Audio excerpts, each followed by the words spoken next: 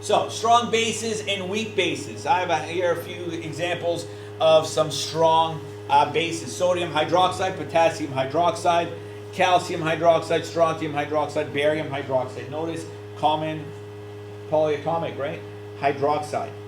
We have looked at a base that does not contain, right? Other bases that don't contain the hydroxide are certain oxides, right? So certain metals combined with oxide, not just hydroxide, form bases as well. And we'll look at that in a second.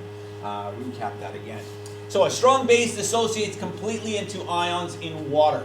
So the same goes with strong bases as we did with strong acids. So if a strong acid dissociates completely in water, so will a strong base. Okay. So all oxides and hydroxides of alkaline metals, so anything in group 1 combined with oxide, right? So something like, so here's a group 1 alkaline metal, sodium, combines with oxide to form Na2O.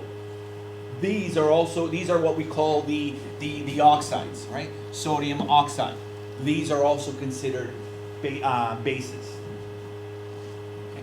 So all oxides and hydroxides of alkaline metals, as well as all oxides and hydroxides of all alkaline earth metals from below beryllium. So if you look at where beryllium is, so magnesium oxide, calcium oxide, so all those just below beryllium will also form bases as well. So it's not just the hydroxide.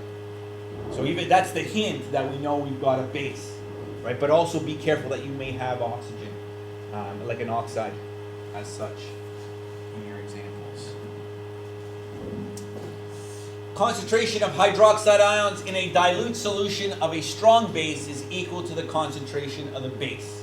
So if we had 1 mole per liter solution of sodium hydroxide, which is our strong base, we will also have the same concentration of hydroxide ions as we start with, right? So which means all of them will dissociate into its respective ions. So barium hydroxide, strontium hydroxide, all strong bases, so they will all break apart, giving off the hydroxide ion. Okay, so they will all dissociate, just like we had with the strong acids. Magnesium oxide and magnesium hydroxide are also considered strong bases, but here they're actually considered insoluble in water, but they're still considered strong bases. Small amount of these compounds do dissolve. Remember we said, even though something is insoluble in water, there is still a very tiny percentage that actually does dissolve in water. And that tiny percentage is what actually can dissociate. And when it does, when those few little molecules that actually do dissolve in water, they will actually dissociate completely in water. So most bases are considered weak bases, except for that list I gave you guys. I gave you guys a list. Make sure you do memorize that list. A weak base dissociates very slightly in a water solution. So similar to weak acids, where 1% actually dissociates in water, which leaves the entire molecule intact. Right? So most common weak acid, ammonia. Right? And ammonia is one of those that doesn't really look like it's a base, right? It's NH3. So it doesn't have the hydroxide as we know, but we know that it does work, because what happens is, who gives off the hydrogen proton? Is it ammonia or is it the water? The water, right? So the water is going to give off a proton, the hydrogen proton, to ammonia, which makes the water act like what? An acid, exactly. Right?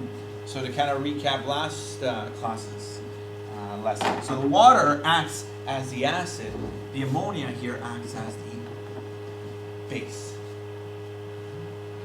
So, which gives off pretty much our conjugate acid and our conjugate base, right? The OH. We still have the OH.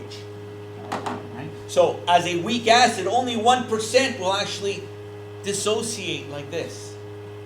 0.1 moles per liter will actually dissociate like this. The remaining molecules of ammonia will actually remain as such.